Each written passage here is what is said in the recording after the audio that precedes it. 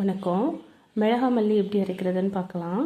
5 kilo மல்லி, அதுக்கு தேவையான அளவு 1/4 கிலோ அளவுக்கு மஞ்சள், பொட்டுக்கடலை, கடலைப்பருப்பு, சோம்பு, சீரகம் எல்லாத்தையும் எடுத்து ஒன்றா கலந்து மிஷினில் கொடுத்து 3லேருந்து 4 தடவை போட்டு அரைச்சி எடுத்தோன்னா நமக்கு ஒரு நல்ல ஃபைன் பவுடராக கிடைக்கும். அதை நம்ம ட்ரேயில் கொட்டி நல்லா கிண்டி ஆற வச்சு எடுத்தோன்னா நமக்கு யூஸ் பண்ணுறதுக்கு ரொம்ப நாள் நல்லா இருக்கும். அதுக்கப்புறம் மிளகாயை நம்ம ஒரு சின்ன மிஷினில் கொடுத்து அதை குருணை மாதிரி சில்லி ஃப்ளேக்ஸ்ன்னு சொல்லுவோம் இல்லையா, அந்த மாதிரி அரைச்சி எடுத்துக்கணும்.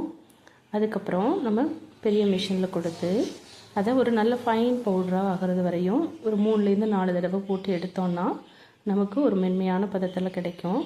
அதை எடுத்துகிட்டு வந்து ட்ரேயில் கொட்டி ஆற வச்சு சலிச்சு எடுத்துக்கலாம். எடுத்து நம்ம பேக்கிங்க்கு ரெடி பண்ணிக்கலாம். உங்களுக்கும் மசாலா பொருட்கள் வேணும்னா ஸ்க்ரீனில் தெரிகிற நம்பரை காண்டாக்ட் பண்ணி வீட்டு முறையில் செய்த மசாலாக்களை வாங்கி பயன்படுத்திக்கலாம். நன்றி.